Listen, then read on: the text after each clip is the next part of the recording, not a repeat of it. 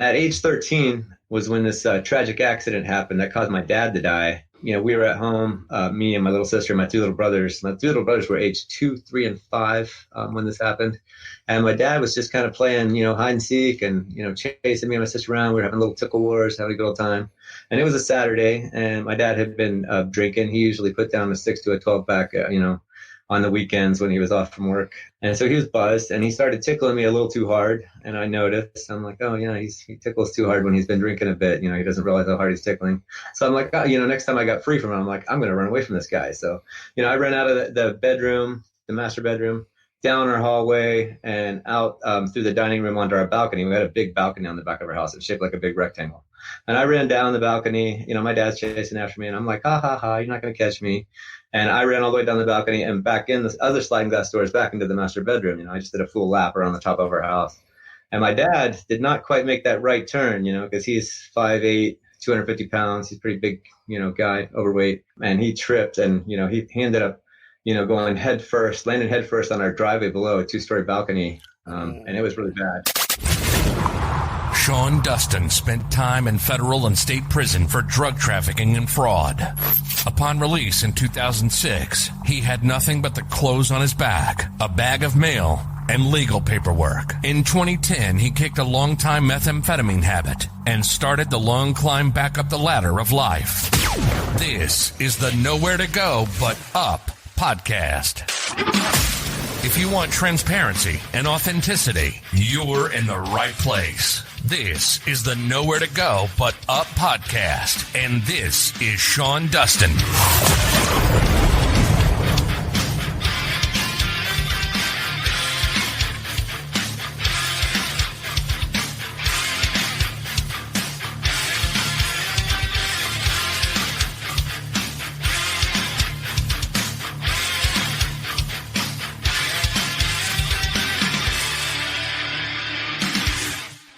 What's up, everybody? Thanks for stopping by the show.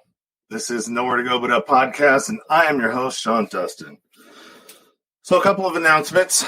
If you're watching this on YouTube, do me a favor, hit that subscribe button and thumbs up this video. That would definitely help out. If you're on Facebook, what you can do for me is hit that like and go ahead and share this. I got a really good episode for you this evening. Another thing, too, is all the ways that you can support this show, whether it is you want to follow me on my social media, you want to pick up some merchandise, you want to check out some of the shows that I've been a guest on. Those are there in the link tree as well. All the social media, like I said, and then all the ways to support the show, whether it's Patreon, Venmo, Cash App, all that stuff is available. And a lot of it's available in the description here below. So you can check that out as well. Today, I have Tim Davis, and he is a recovering addict alcoholic. His bio is in the description below. He's got a pretty good story, and he's been through a lot and actually accomplished a lot since becoming sober. So I'm definitely looking forward to hearing this story. So let's go ahead and bring Tim on in here. Hey, Sean. Tim, how are you? I'm doing good. How are you doing? I'm doing well. Thank you. Thank you for reaching out and wanting to connect with the show and tell your story. From your bio, I can't wait to hear it. Hey, well, thanks for having me. Why don't you go ahead and start and let everybody know about you, tell a little bit about your story, where you came from, and how you got to be where you are right now. All right. I don't know how much time I have for that, but I'll start. And if I'm going too long, let me know, and I can shorten up and abbreviate as necessary. So again, my name's Tim Davis. I go by Ultra Tim Davis now in sobriety because I got into doing triathlons and Ironman triathlons and ultra racing in my sobriety. But before we start there, I was born in Georgia, Atlanta, Georgia. Moved when I was 3. I'm the third oldest of 7 children, big Catholic family. We moved around a lot. Ended up settling in West Virginia, about an hour south of Pittsburgh, right in the northern part of West Virginia. And grew up, did most of my growing up there. And in my family, like, my parents worked hard and they disciplined us with a firm belt and a firm, my mom with her Lester Maddox hickory stick, which is basically a baseball bat. So they kept us in line because they had 7 of us. And it was a different generation, 46 years old.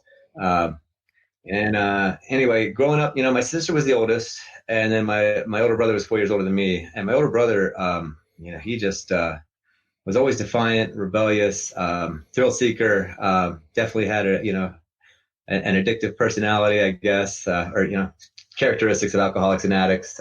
But he doesn't classify himself as such.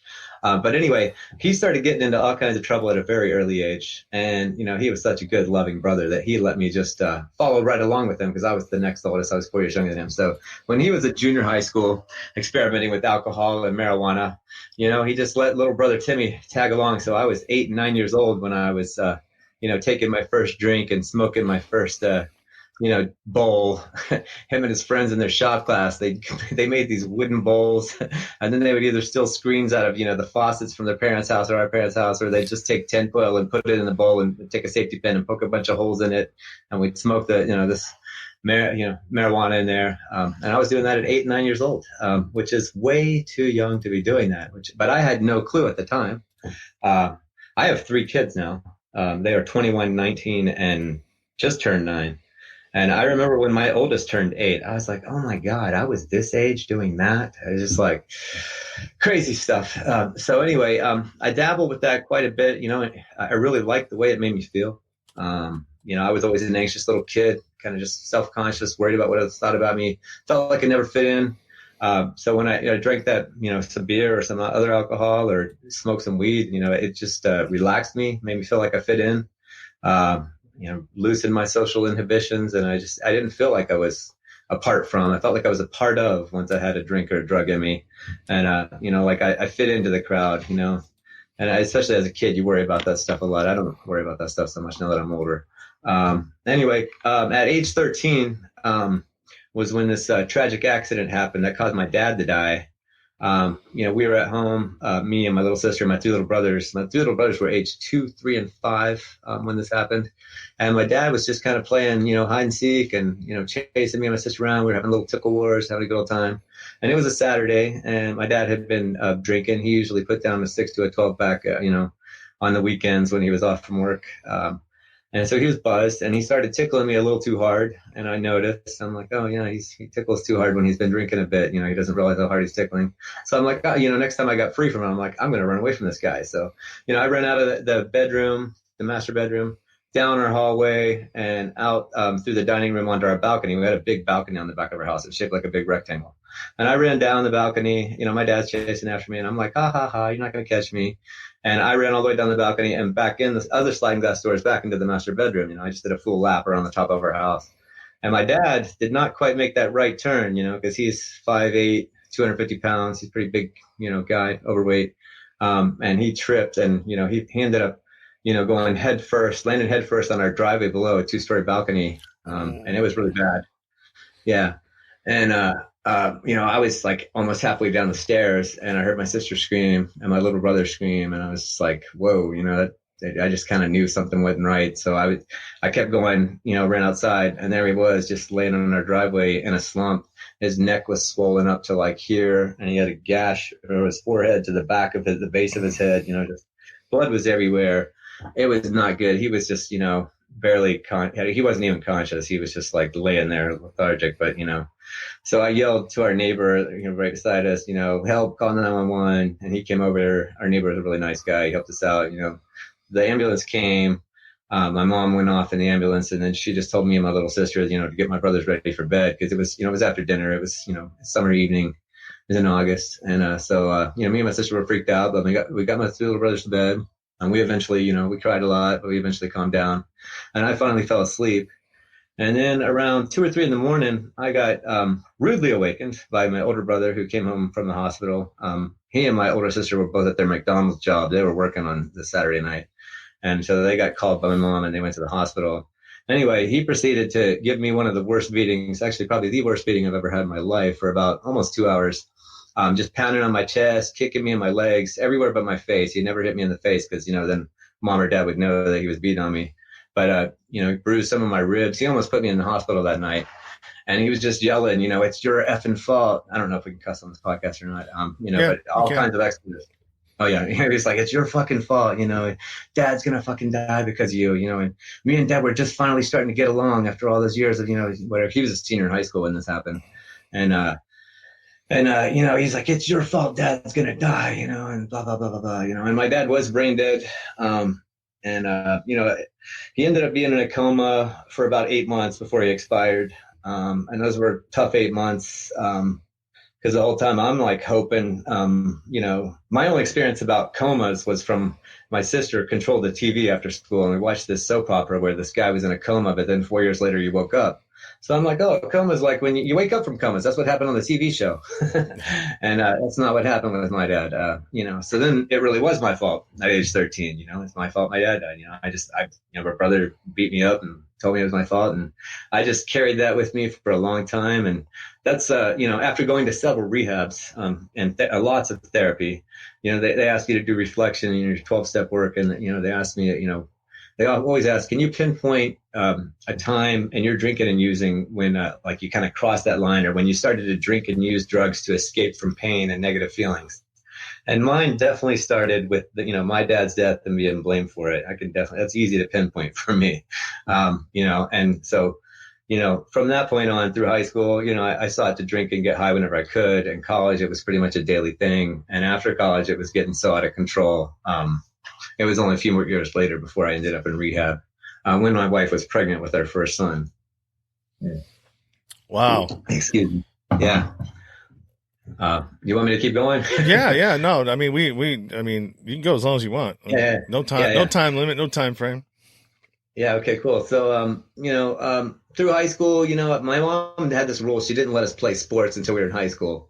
And so once I got to high school, I don't know if you read the big book, but in AA, they say one way we try to, control and enjoy our drinking and using is to take up bouts of rigorous physical exercise, So I would get all serious about football and basketball and track. And I really wouldn't drink or use too much during the season. But, in between season and definitely in the summer, I partied a little more, and on holidays.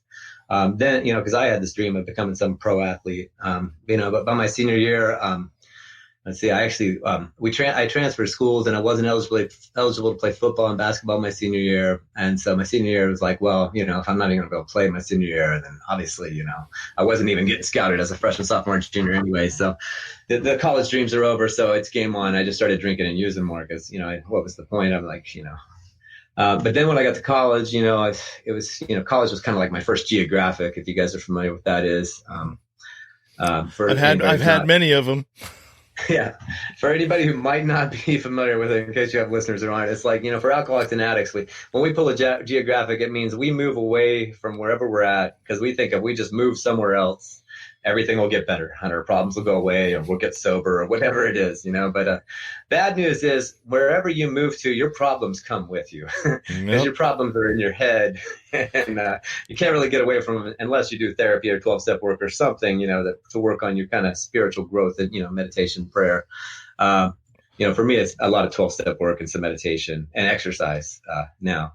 They say just break in. They say I got this from the rooms as well and outside, but wherever you go, there you are. You never escape you, no matter where you go. That is for sure. Needless to say, my geographic in college lasted 3 days before one of my dorm mates came in with this stuff this was 1992. He came in with this really wonderful smelling marijuana, which we did not have in West Virginia back when I was in high school. And he's like, what's that stuff? And he's like, this is the Chronic. And the Chronic album had just dropped like that year or the year before, and it's like, we're bumping, Dr. Dre and Snoop and all those guys and just smoking this stuff. And I was like, wow, we did never have weed like this where I was at. It was just a bunch of homegrown stuff in West Virginia at the time. I'm sure they probably have the good stuff now. It's just that's what I was able to access was basically some homegrown cheap stuff or the equivalent of some of the Mexican weed I've smoked out here, because I've lived in Los Angeles for 30 years now. And there's all different kinds of weed here. And when I was using marijuana, that was wonderful.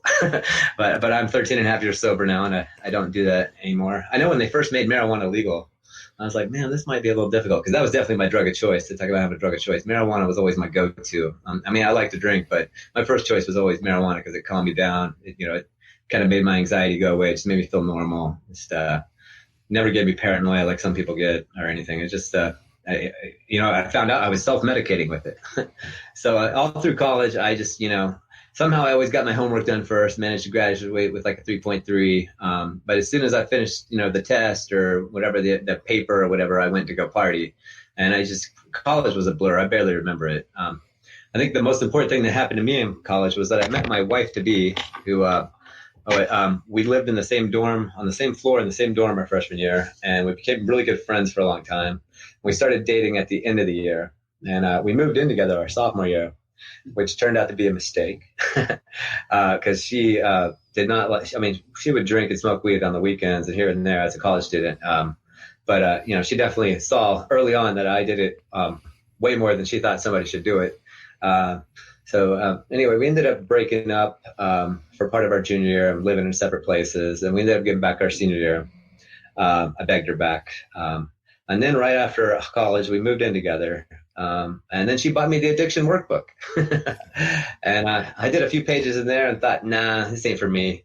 I kind of always had this mentality, and I always told her that I'll quit when. I have in my book, there's like this whole chapter where I talk about the I'll quit wins.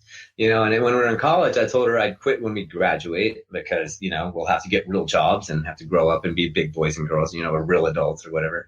But that didn't take. And so then after college, we both got jobs. First, I worked at USC for a little while, but then I became a teacher. I followed in her footsteps. She was a high school teacher, and I became a high school techer. Actually, I was a middle school teacher for a few years before I became a high school teacher. But anyway, we got our careers, and once we got our careers, I learned as a school teacher, it's not good to drink on school nights, because going into a middle school classroom with a hangover sucks major, what. Yeah. It is the worst.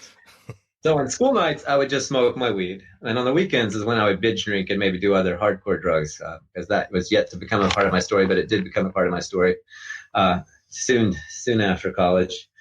And then, let's see what I was saying. So I didn't quit when we got our jobs. Oh, and then I told her I'd quit when we get married. And I didn't do that. And then I told her I'd quit when she gets pregnant, because, when she gets pregnant, she wouldn't be allowed to have a glass of wine or whatever. She occasionally smokes a little weed. So I'm going to support her and do the same thing. Well, then she got pregnant a couple years after college. We were like 24, a couple years out of college, married about a year or two. And, I had this revelation. I'm like, wait, I'm not the one carrying the baby. So if I still drink or use, it's not going to hurt our child. That's growing inside her womb. So needless to say, I was, at this point, my drinking and using was really progressing. It was just like really binging on the weekends and smoking weed every night as soon as I got home from work. It was bad. And smoking a lot of cigarettes too. And, it got so bad that towards the end of the pregnancy, she didn't think that I would be sober enough to drive her to the hospital when her water broke. And that's when she said, you need to go to a 12-step meeting or something, because we had been in couples therapy for a little bit. And pretty much our couples therapy sessions went like this. She bitched about how much I drank and used, and she processed all her stuff. And then, the therapist, asked me to speak, and I maybe shared about whatever was going on with me. But then the therapist, after my turn, always suggested, she's like, you really should go to Alcoholics Anonymous, Narcotics Anonymous, or one of the 12-step fellowships. That was always the suggestion. So I finally agreed to go to a Narcotics Anonymous meeting, because when I first was trying to get sober, I didn't think I had a problem with alcohol. I just had a problem with drugs. I thought I could quit alcohol whenever I wanted. I didn't realize that alcohol was a drug too yet. As they say in the NA rooms. So we went to this meeting in Hollywood, and this, for anybody who's not familiar with 12 steps or is trying to get sober, there's a saying in the rooms that when you go to meetings, look for the similarities and not the differences. And I did not know this. And as someone new to all this, I was doing the exact opposite. I was looking for the differences and not the similarities. And the main speaker at this meeting was a guy who was in a wheelchair because he jumped off a bridge, tried to commit suicide, and he survived. But he was like permanently in a wheelchair, and he was all messed up. He was almost quadriplegic. I mean, because I remember he could barely move one arm, and his speech was affected. And I'm like, well, that's not me. I never tried to commit suicide. little did I know, a few years later, I would, threaten to commit suicide and be thrown in a suicide tank for a week. That's a couple years later after that. So anyway, I went to that meeting and, I was like, well, I don't have this kind of problem. And I managed to white knuckle it and stay sober long enough to get her to the hospital. And then, the baby was born. We were there at the hospital for a couple of days. We came home. And as soon as we came home, I pretty much just ditched her ass. I did the worst thing you could do as a new father. And I disappeared for 3 days and went and got drunk and high with my 2 little brothers who were still in high school at the time. They were like 8, 10, and 11 years younger than me.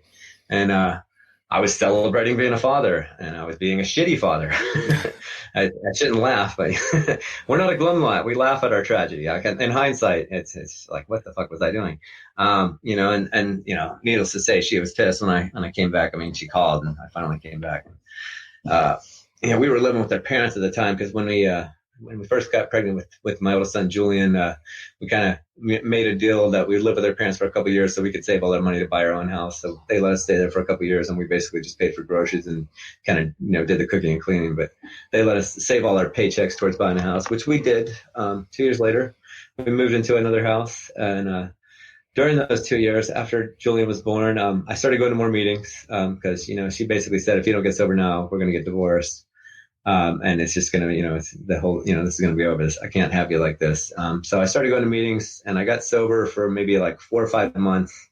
And then I had that thought, like, maybe I could, just have one. And that, if you're an alcoholic and an addict, you can never have just one. We have another saying, 1 is too many and 1,000 is never enough. And it took me a long time to learn that. It's basically from 1999 to 2004. Those 5 years in the book, the chapter about those years, I call it the wonder years, because my drinking and drugging got so bad that people wondered whether I was going to live or die. I started doing cocaine and started doing methamphetamine, after the next couple relapses.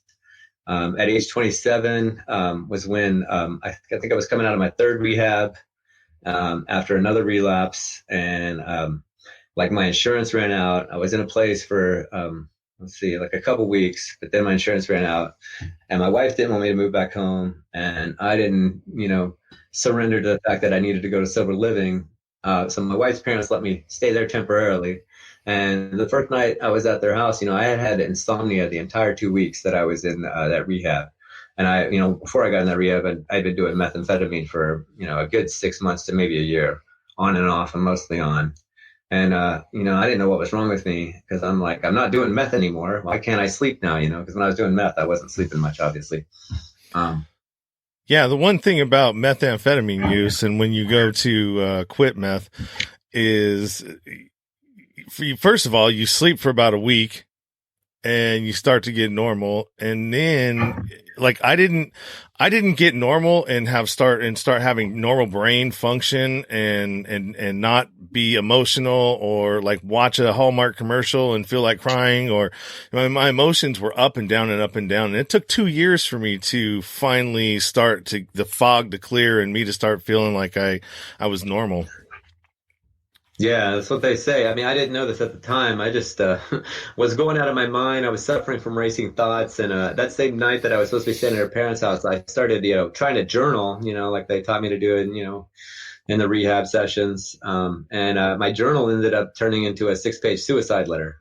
And I just basically, every other word was the F word. It was like, fuck this, I can't stand this fucking life. I don't know how to fucking stay sober.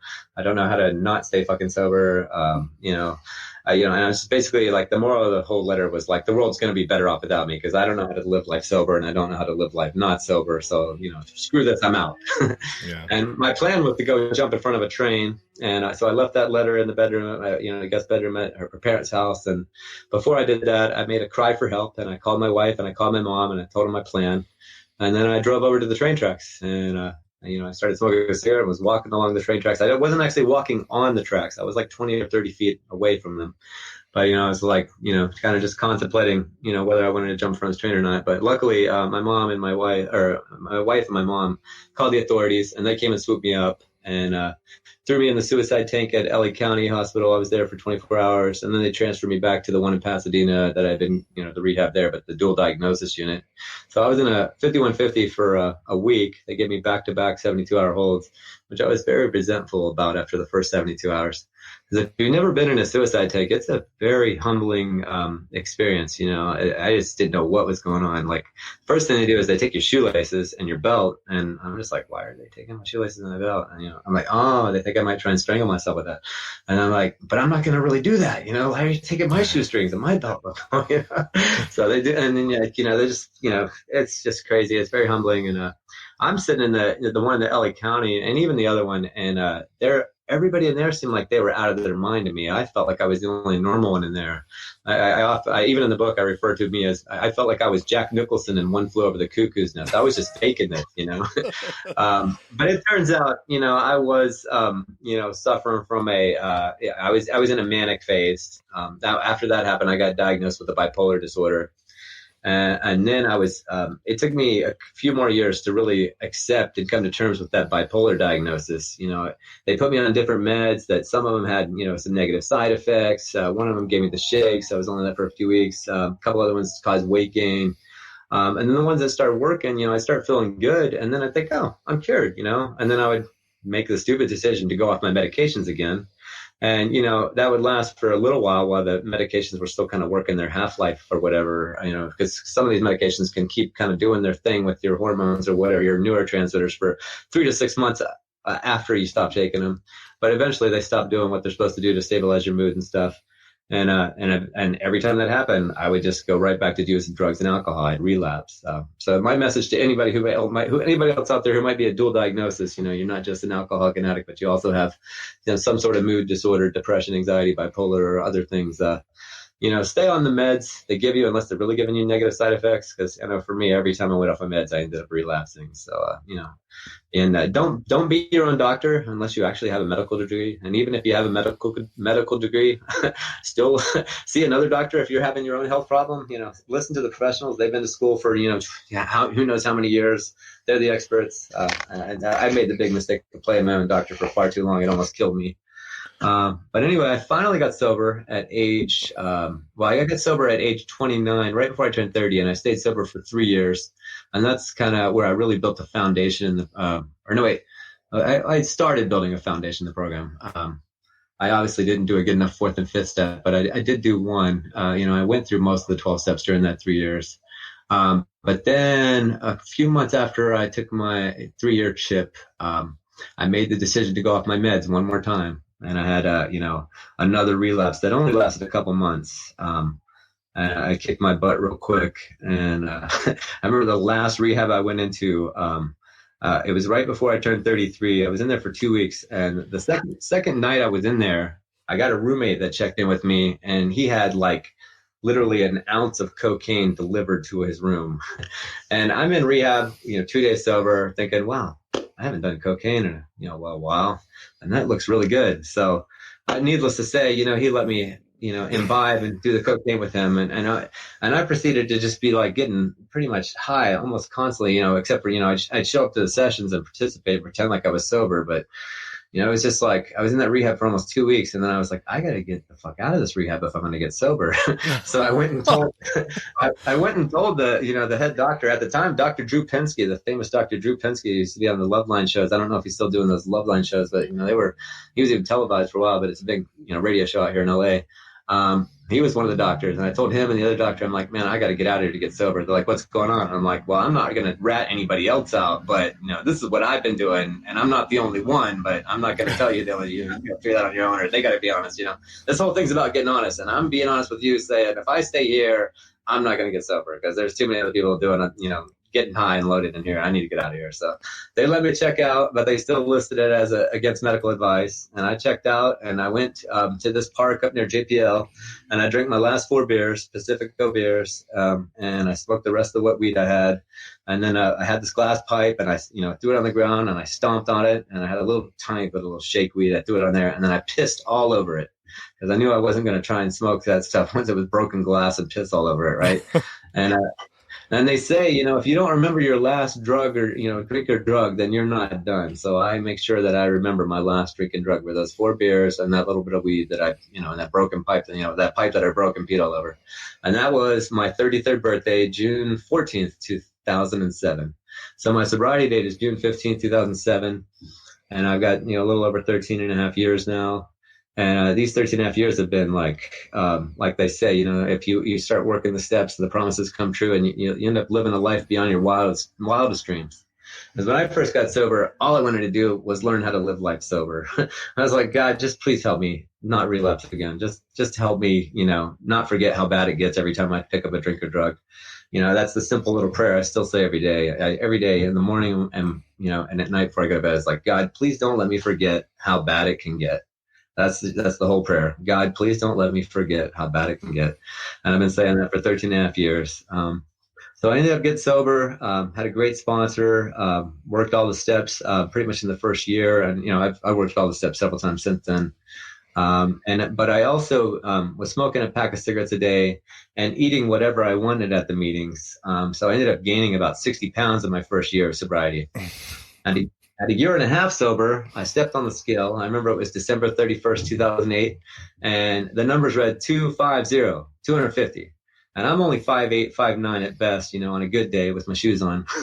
And I was like, man, at this rate, that rounds up to 300, because as I was a math and science teacher, now I'm a science teacher and I'm into numbers. And I'm like, I don't want to go that way. So I made a New Year's resolution, and I hate New Year's resolutions, but I made this simple resolution that I'm going to stop eating seconds, because that was my big thing. Was the portion sizes. I was eating seconds and thirds at the dinner table. I was always finishing my wife's plate and my kids' plates. So I stopped finishing their plates.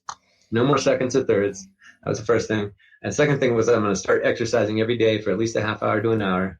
And the third thing was I was not allowed to watch TV or play video games until I did my exercise. So if I didn't do my exercise, then I couldn't Netflix and chill or whatever. I mean, just watch Netflix, not the whatever other meaning that might have. So I'm gonna stop you right there because yeah. I want to get to some questions that I have about the first part of that, and then I want to get to the other part where you became a triathlete and Ironman contestant and all these other things that I'm really curious about the running part of it because I hate running. So one of the things is that before you when you got diagnosed bipolar, when you got your diagnosis, could you see when you look back on it, when you found out what the mania was and all of those, the up times and the down times, could you pinpoint some of those from your past?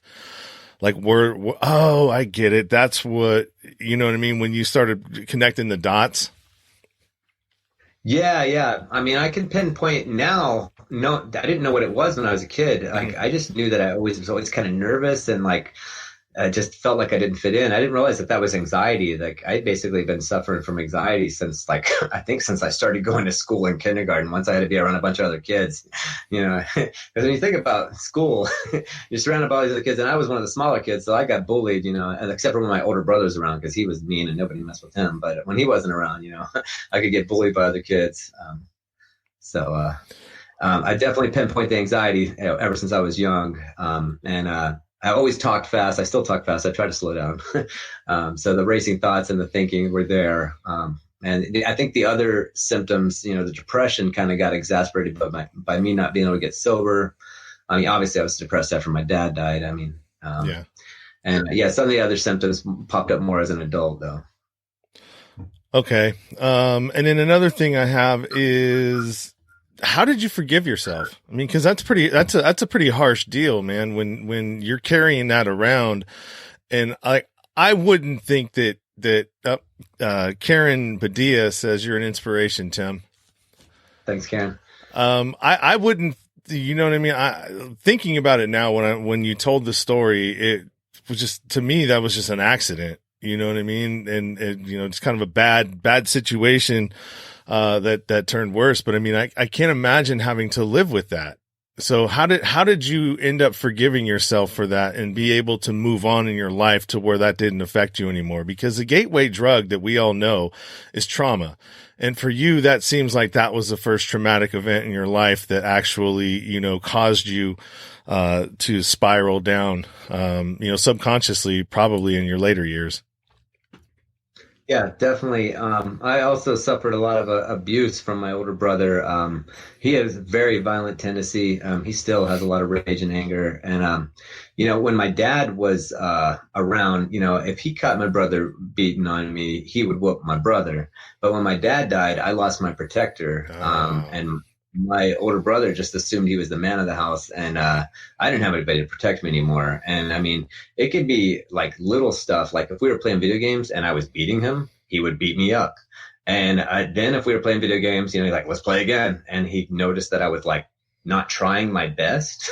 He'd be like, you better play your best game or I'm going to kick your ass. So it was like, so then he noticed that I was sloughing because I didn't want to get my ass kicked. And then he would kick my ass for sloughing. And then he would kick my ass if I beat him, and this happened with he wanted to compete in everything. But if I beat him, like when we played basketball, I became a much better basketball player than, he would beat me up. It's like, so, and he would beat me up if I wouldn't play with him. So it was just like, it was this really rough, abusive, relationship that really got worse after my dad died, which also fed into my drinking and using. With as far as forgiving myself for my dad, going back to your original question, my dad's, thinking it was my fault that my dad died. It took 5 years of therapy, going through all the 12 steps. I had the same therapist for 5 years who was also a recovering alcoholic addict, and just really working the steps and kind of doing my 9-step amends at my father's grave, and just, I had to write this letter to him, and just kind of, say, Dad, I'm sorry for the things, that I may have done when you were alive that, when I was disrespectful, and you told me to like maybe wash the dishes and I didn't do the dishes right then or whatever, all those kind of things. But in the letter, I'm like, I know it wasn't my fault. I know, if we could do that night over, none of us would want this to happen. And I know that, things happen, and I didn't push you off that ledge. You tripped, you fell. It is what it is. I just kind of made peace with that, and I left that letter there by my dad's gravesite. He's buried in West Virginia, and after that, I just felt free, and I just I know now as an adult that it wasn't my fault. It's just a horrible, tragic thing. Horrible, tragic things happen all the time. I mean, look at the world today. There's horrible, tragic stuff. It seems like almost nonstop with this pandemic and everything else, and the political landscape. But I think things are looking up. I think today on Inauguration Day. So sorry if I'm plugging my political preference here. Yeah, we'll see. We'll see. We'll see at the end of 4 years. Yeah. If nothing's changed, then we will all know that both parties are the enemy of the people. So, yeah, that's true. And we'll still all probably be in the current position we're in, right? Yeah.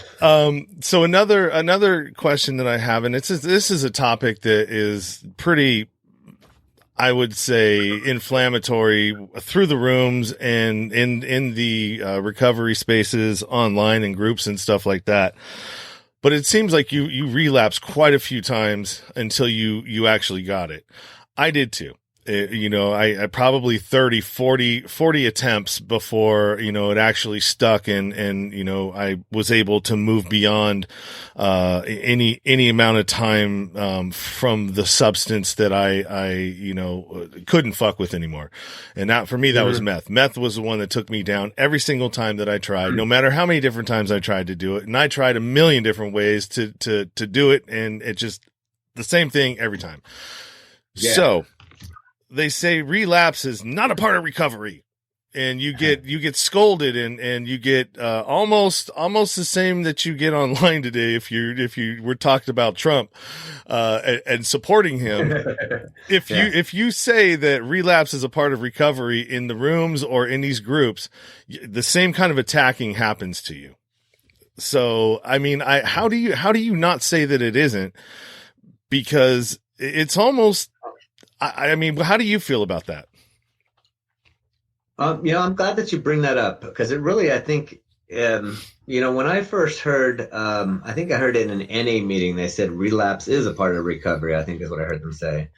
And I was like, well, wait, you're either relapsed or you're recovered, so I was kind of confused. But then, like, one of the old timers kind of explained it. It was like, not everybody gets sober the first time. Some people have relapses or slips or whatever, but then they get back in here, hopefully, some of them don't. And I was like, okay, I guess that makes sense. But for me personally, I feel like, we shouldn't say it. I mean, relapse happens, and it can be a part of your story. Mm-hmm. But I think if you're in recovery, then you're obviously not in a relapse. So I don't really like the phrase relapse is a part of recovery. I mean, it can be a part of your story, but if you're in recovery, you're not going to relapse anymore. If you've really surrendered and you're really working all the steps, then, the obsession will be lifted and you'll stay on the right path, hopefully, for the rest of your life.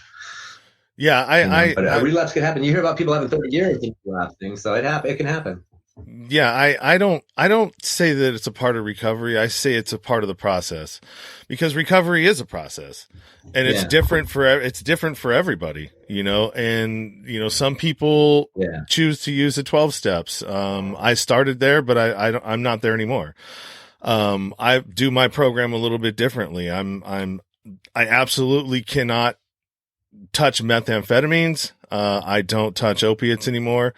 But I'm an advocate for marijuana.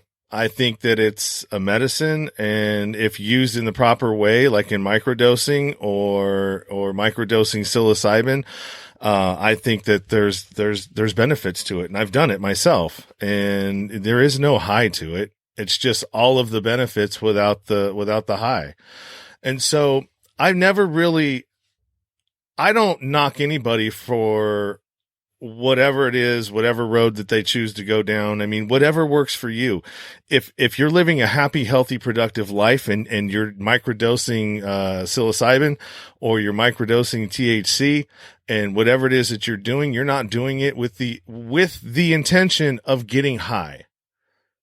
I think that you can do whatever you want. Now, that's not for everybody. And I wouldn't go into, and I wouldn't go into I did a speech over at the Other Side Academy, and it didn't have none of that, because these are people that are fresh into from not using, and I didn't want to give them that like hope that, I can use, you know what I mean? That's not what I'm saying. You know what I mean? That's not what I'm saying. And so I keep it out of my story a lot. Just because, I mean, people have different thoughts about it. And, but I'm of the thought process that whatever it takes, as long as you're happy, healthy, you're not hurting yourself, you're not hurting anybody else, and you're progressing and living a productive life, do what you got to do. Yeah, I agree. I know some people who started out the 12-step program and kind of stopped doing everything, and but for them, one of my friends, he was big time into meth, and after 15 years sober off everything, he decided he could have a beer every once in a while. And it's been 5 years, and he has a beer every once in a while, like maybe once a week, and it's like, wow, he can do that. I know for me, if I have one beer, I'm going to be off to the dope bands, because once I have one beer, that little buzz gets kicked in there, and I'm like, the beer is nice, but you know what will make this better? So for me, I just can't even have one drop of anything. Like the microdosing, that scares me. I mean, I think I know other people that it can work for, but for me, I don't want to play Russian roulette anymore. Yeah. So I don't think it would work. Maybe it would, but it's my life is not worth risking it again. I got a wife and 3 kids that need me, and that's a big part of my motivation to stay sober is, I didn't mention this in my story, but when I finally hit my last bottom, my sponsor, he took me to the funeral of a friend of his who had about 15 years sober, relapsed, and died a week later from an overdose. And he took me to this guy Dale's funeral, and he said, but for the grace of God, there go I. That could be any one of us, And then he took me back to my rehab, and he's like, I want you to walk around that room while all the other guys in there, was a guy's rehab. And he's like, you see all those guys walking around there? He's like, take a look at all of them. He's like, all you guys are just a bunch of dead men walking. And he proceeded to sit me down, and he's like, you know what? You can keep drinking and using, and you can die from this disease, and your wife will be sad, but eventually she'll move on. Mm-hmm. She'll find a new man to be her husband, and he'll be the father to your children. And that just put a little fire in me. I was like, no, I'm not going to do the same thing to my kids that happened with my dad. I know what it's like to grow up without a dad. Mm-hmm. And I was like, ever since then, I'm like, that That's not going to happen to me and my kids, and I was like, after that, I was like, I'm really going to work all these 12 steps. And I just made a deal with myself. I'm like, and with God, I'm like, God, I'm going to do all these 12 steps. But if after I do the 12 step, if I still want to have a drink or drug, I might do it then. But first I'm going to get through these 12 steps all the way through this time. And lo and behold, I got, before I was even actually halfway done, by the time I got to the 8th or 9th step, I didn't want to drink and use ever again. But that was kind of the thing that really helped me kind of surrender and really get to it, was that talk he had with me, kind of the catalyst to get me going in the right direction and stay on the path. Yeah, the old surrender to win analogy, which for me, I'm a sport. Yeah. I was a team sports guy, and so it didn't make sense to me. I was surrender to win. What? How do you do that? Yeah. How does that work? And I fought it for a long time, and then finally it just sort of made sense, and I'm like, oh, that's what they meant. That's what they meant. Yeah, we have all these ironic cliche sayings in AA that kind of don't really maybe apply to other parts of life. Yeah, as an athlete, surrender to win didn't make sense to me either. It's like, what do you mean surrender? There's no surrender. You go to your last time, man. Yeah, right. Win or go home. Yeah, so let's go back to where we pivoted there. So you gained some weight, 250 pounds you were, and you decided you want to start exercising and not, fall victim to what a lot of people do when they stop using, is they substitute something else, food, cigarettes, coffee. You see a lot of that in the meetings. Sometimes meetings for people, they substitute that, which isn't a bad thing. But it is when you are using it to not deal with what you need to deal with, which is the things that are the behaviors which actually, go along with using and being an addict and all the lying and I don't know how much you got into it, but for me, it was lying, cheating, stealing, manipulating, everything that I could do, to feel good. It's exhausting, isn't it? Well, yeah, I mean, it gets to the point where it's just like second nature. And for me, I would lie about the dumbest stuff I didn't even need to lie about. And it's like, well, the truth wouldn't have got you in trouble, but why did you have to lie about? What are you lying about? And so that behavior for me just would would snowball into reasons for me to feel bad about myself, to like, well, shit, I might as well go use anyways. I would always do things to sabotage myself, to have a reason to go get high. Or whether it was start a fight with the current person that I was with so I could leave the house. Oh, I'm out of here. I'm leaving. I'm doing the right thing. All the time, man. I did that all the time. Oh my God. I'm doing the right thing. I'm leaving, knowing that I started the fight so I could leave so I could go get high. God, I should have mentioned that. I did that all the time. I was such an a-hole. Yeah, I mean, it's just, but that behavior, that's a learned behavior. That's what we do. We do those things because that's what our addiction brings us to. And then you have that behavior that is just like a long line and a wake of behavior. And, after 13 years, that's what you do. I mean, and it's like second nature. Everything about what you're doing is second nature because it's become a habit. It's become behavior that's ingrained in your DNA now. And so, you've got 13 and a half years of doing this, 2 weeks of a rehab, 90 days of a rehab. That doesn't work. You know what I mean? Rehabs are good to plant seeds, but they're not, they don't work. The funding model doesn't work because nobody knows when, you know what I mean?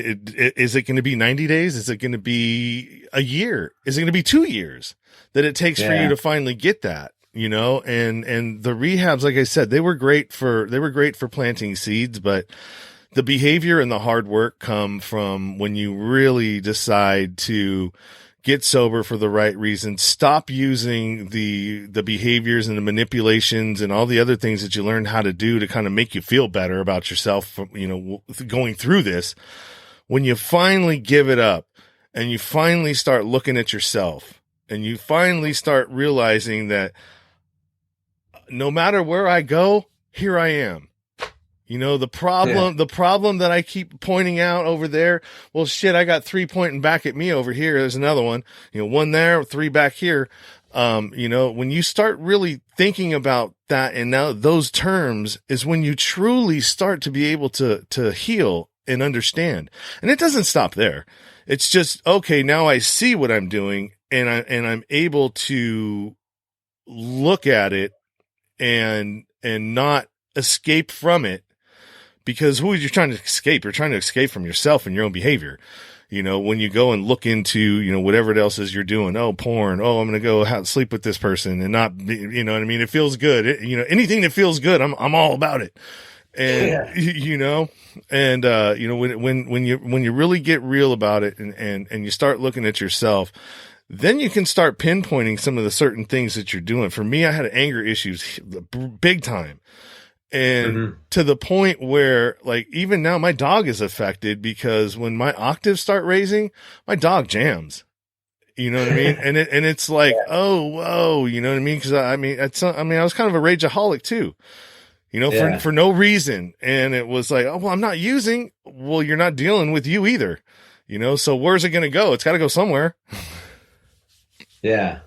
So I was kind of a rageaholic too. I can relate with a lot of everything what you just said. All these negative habits we develop to support our one habit. And the lying. You can become addicted to lying when you're out there drinking and using. But till you really get to the root of the problem, which is you and your thinking. Because I just did all the stuff you just mentioned, and I think I had some pets that might have been afraid of me too, but not now. Now my cats are pretty chill, and I've been on my mood stabilizers for 12 years. Almost 13 and a half years. I went off on meds once in sobriety for a little bit.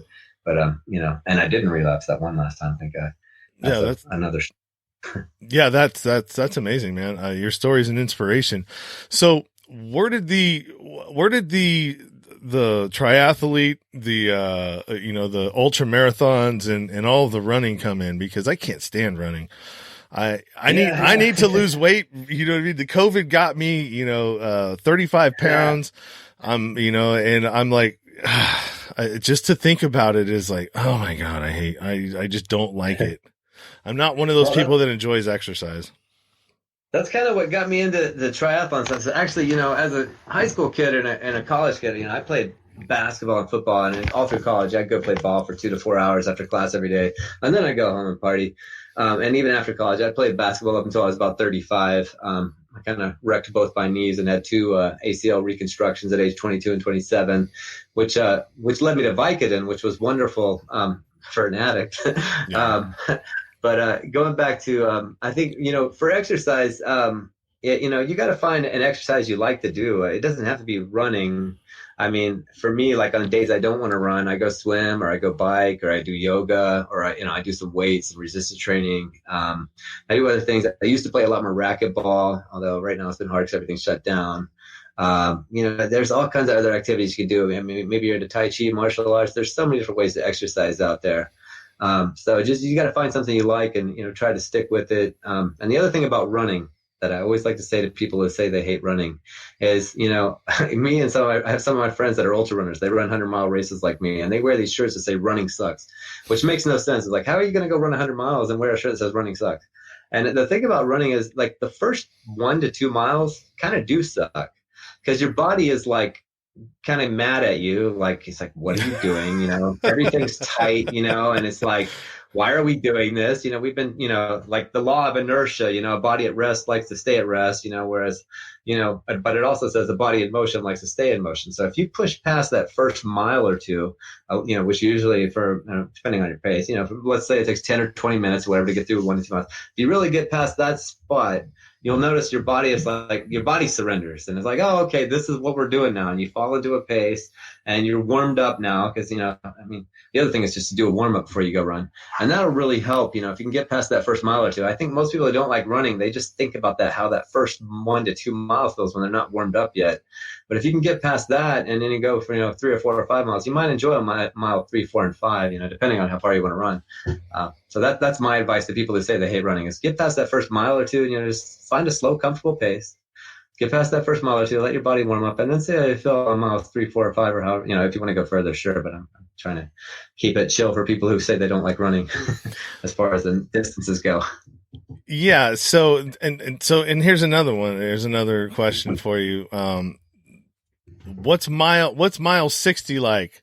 What's mile 98 like when you're doing 100-mile race? I mean, are you thrashed? Are your feet just blistered? I mean, I watched that, Icarus. Have you watched that movie? No, but I should check it out. Yeah, the one about the bikers or the cyclists, and they're thrashed after they do the Tour de France.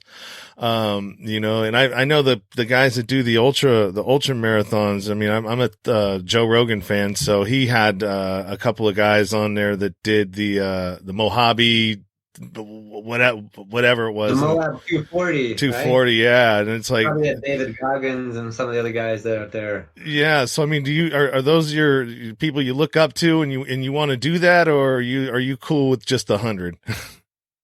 Those are people that I look up to, and I want to do that. I kind of, I've channeled my addictive personality into, sports and fitness. And, you asked the question about the 100 miles of runs. I've done 7 of them successfully. I've started 11 of them. So 4 of them I didn't finish. So obviously mile 60 at one of them really sucked, and mile 70 and 80 at another one sucked. And there was one other one somewhere between mile 60 and 90 I ended up dropping. So, the first, I don't know, I always feel like the first 20 miles I just kind of cruise. The second 20 miles I start to get a little tired. And then depending on the race, there was one race where it was really hot. By mile 40, I felt like a zombie because I didn't wear a hat. I learned from that race to wear a hat from now on because you got to protect your. I like to I like to tan my bald head. Yeah. But I learned after that race that I need to always wear a hat, especially if it's going to be warm, because the heat just drained me, and I ended up kind of zombie walking the next 20 miles before I ended up dropping. And these ultra marathons they're like life. It's like a roller coaster. You have your highs and your lows, your ups and your downs. I've had some of these 100-mile races where the last 10 miles were my fastest 10 miles because I just got this second wind, and my feet were a little sore, my legs were a little sore, but I knew I was only 10 miles from the finish line, and my mind's like, you've already done 90. What's 10 more? And so I'm just like on the runner's side, thinking there's only 10 more to go. I've almost got this sucker. Yeah. But then there's been other ones where I'm like from mile 80 to 100, I'm like, feel like I'm crawling. I'm like, I'm gonna get there, but this is taking forever. It's just it's kind of to do these kind of things. It's really like 99% mental. And you just got to get your head in a good place. You got to want it. And you kind of got to I've heard with Chris McCormick, he's an Ironman world champion. He says you got to embrace the suck. Sometimes you got to embrace the suck. But sometimes you got to just focus on anything but the suck, you're going to feel some pain. You're going to get some blisters sometimes. Not if you wear, I hate to plug this, but I love Dry Max socks. I'm not even a sponsor for them, but Dry Max running socks, since I've worn Dry Max running socks, I switched to them 5 years ago. I've never gotten a blister since then. So, and they don't pay me. They should, but they're great. So, and you got to have the right shoes and socks. That helps. But I know another guy, Wayne Kurtz. This guy does like ultra triathlons. He did 30 Ironmans in 30 days. He's done all kinds of crazy stuff. And part of his training is he'll go out and run with no socks on and purposely get blisters. He'll do a 20-mile run. Then the next day he'll run again, and he calls it blister training, just getting used to running with having tons of blisters on your feet. I'm like, nah, that's not for me. I'll stick with my Dry Max socks. So how much preparation goes into a pre-race? You got to be hydrated, I would imagine. You've got to be, be pretty, what's your food regimen like for the week up to the race? Do you Are we talking 100-mile run, Ironman triathlon, or? Well, what's the hardest one that you think that's the most physically enduring? 100-mile runs are way harder than an Ironman. Ironman is like little Boy Scouts compared to like the big Eagle Scouts, or whatever. I don't know how to say this without offending certain groups of people, but you compare a 100-mile run is like way up here. Ironman's way easier. Yeah. Because Ironman time limit 17 hours, whereas 100-mile runs, usually it's 30 to 36 hours. And you're just pounding on your legs for 100 miles. Whereas an Ironman, you're swimming for 2.4 miles, then you're on a bike, so you're sitting down for 112 miles, which for me is about 6 hours. And then you're running only 26, mile marathon. you're not running for a full 100 miles where you're just on your feet the whole time. Mm-hmm. So in 100 miles, your legs just get thrashed so much more. By the end, your quads, you're like, and your feet are really sore and swollen up. Usually my feet are swollen for almost a week after running a 100-mile run. Just, it looks like my ankles have been sprained. And you can't, like, normally I have really veiny, you can see all the veins in my feet, but for the week afterwards, my feet just look fat. You can't see any of the veins. So. Awesome, man. That's definitely inspiring, man. You're an inspiration, for what you've gone through and coming out the other side, intact. That's an accomplishment, especially, a lot of us, don't make it. And, I think a lot of it has to do with the drugs of choice too. A lot of, for me, meth, it wasn't like heroin, when heroin, a lot of times, people just go back to what they were doing right before they stopped. And, that was it. That's all it takes. Your body doesn't have that tolerance anymore. And there you go. Yeah. There's one question I want to know, because I know a little bit of history about about West Virginia, the Battle of Blair Mountain. You remember that? Uh-oh. Did you ever hear about that? Maybe. My history's not that good. Yeah. So the battle, Arthur and John Brown's raid. So do you know where Blair Mountain is? No, honestly, I don't. I grew up in Morgantown, West Virginia. So okay. It's like. So yeah, I guess. Part of the state. Yeah, I guess the Blair Mountain, the Battle of Blair Mountain, was back when the West Virginia coal miners were fighting the corporation, the mining corporation, which owned all the towns. It owned the town, it owned the store, it owned the homes that the people were living in, and they were getting paid in scrip, which wasn't good for anything other than that little place where they were. So I mean, they were literally locked into this area because they couldn't go anywhere. I mean, the money's only good there. And so at some point they rose up and decided they wanted to basically fight back, and that was the bloodiest battle on US soil since the Civil War. Wow. And that's where the term rednecks came from, because the coal miners wore red scarves around their necks so people would know who they were. And so a lot of people think that redneck is a derogatory term. A lot of people don't realize where the actual term came from. Yeah, I didn't know that either. I thought rednecks was like, because really white people just get their neck all sunburnt or something. or somebody in high school slapping you in the back of your neck. Oh yeah, I'm a high school teacher. Yeah, a couple of years ago, that's all these guys were doing. It was like, that's a neck. These kids were slapping each other so hard on the back of the neck all the time. I'm like, man, I'm so glad I'm not these kids' ages. I would have killed somebody if they did that to me. So are you dealing with the what are they calling that? Distance learning? Yeah, we're all virtual. We've been all virtual since March of last year.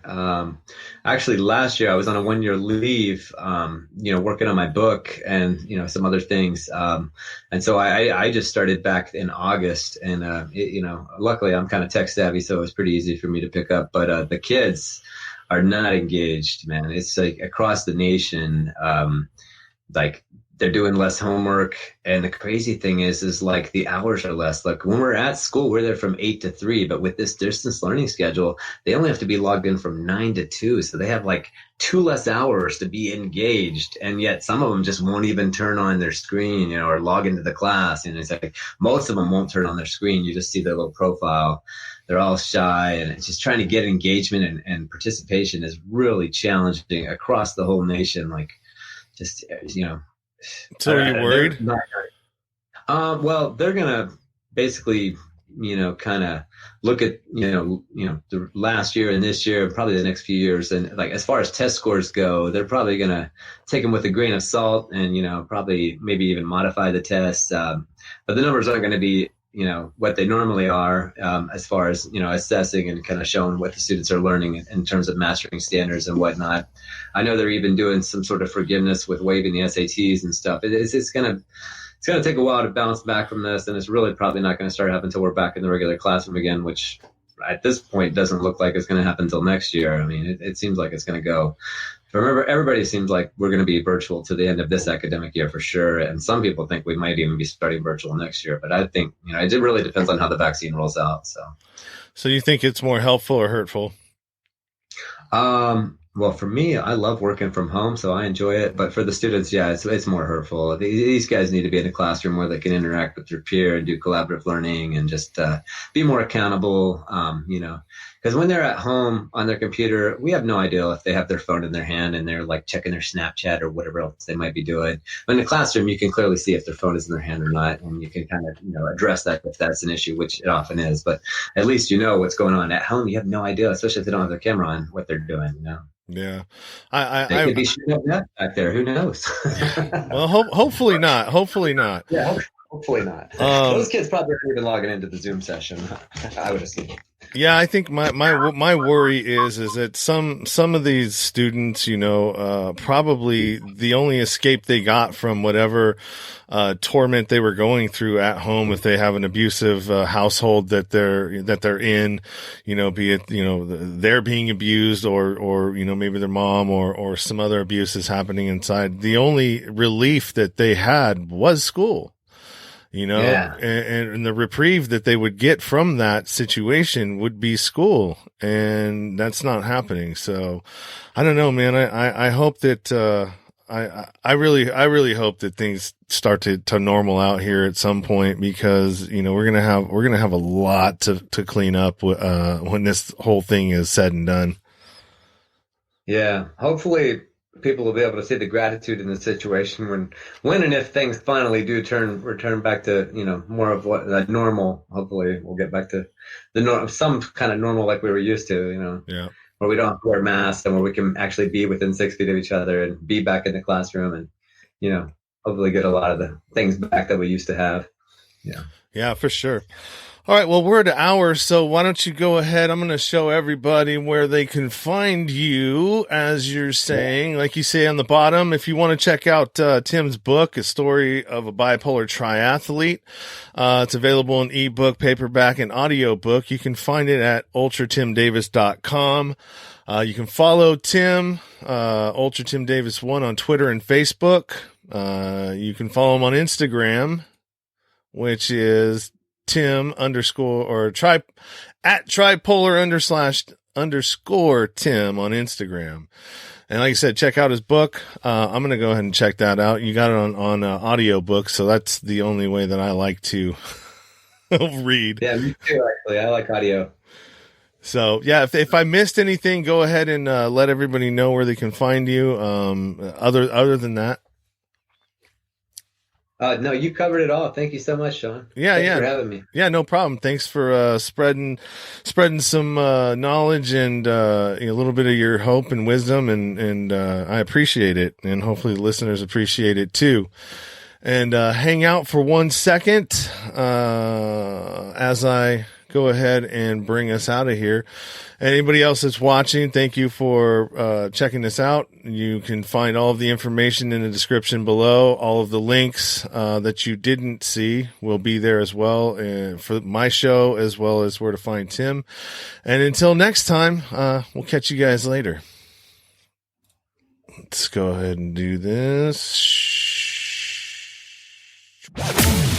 You've been listening to the Nowhere to Go But Up podcast. Sean is a single dad, a union blue-collar guy, and he spent time in federal and state prison for drug trafficking and fraud. When he was released from prison in 2006, all he had was the clothes on his back, a bag of mail, and some paperwork. Since then, he's turned his life around and shares the struggles and successes on this podcast. We hope you enjoyed the show, and we hope you were moved. To connect to the show, book a guest spot. For merch, Patreon, PayPal, and social media links, go to linktr.ee/nowhere to go but up. On Instagram at Nowhere to Go But Up Now. On Twitter at But Up Now. On the YouTube channel at Nowhere to Go But Up Podcast. See you next time.